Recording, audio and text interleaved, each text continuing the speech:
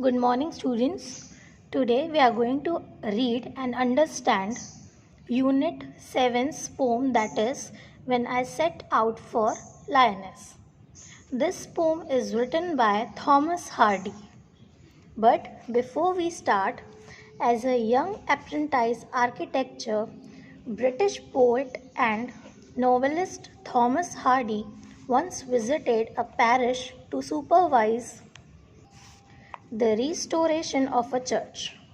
On his return from the parish, people noticed two things about him: a new glow in his eyes and a crumpled piece of paper sticking out of his pocket.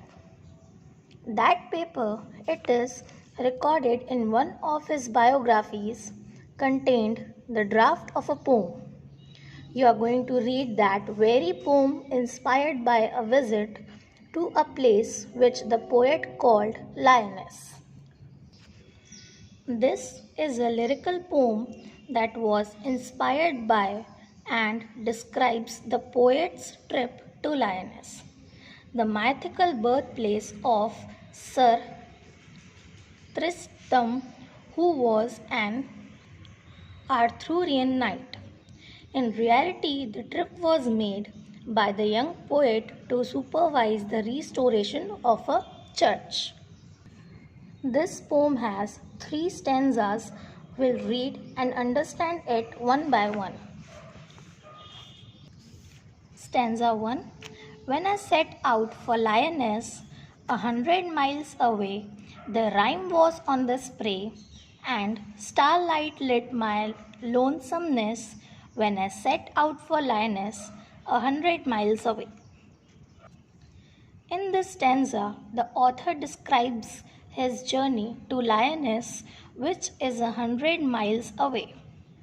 When the author began his journey, trees were covered with frost. The author was traveling alone in the lights of stars. The author was traveling alone in the light of stars. In this stanza, lonesomeness means being alone. The rhyme scheme of this stanza is ABB AAB. Stanza 2. What would be chance at Lioness while I should sojourn there?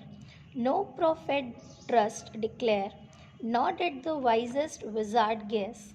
What would be chance at Lioness while I should sojourn there? When the poet was on his way to Lioness, he was thinking as to what would happen during their stay in Lioness. No mystic could declare, nor could any magician guess about the events what would be happening there. In this stanza, poet sounds stressed because he is unaware about what will happen there. Here, sojourn means stay, prophet means fortune teller, and durst means dare. Last, third stanza.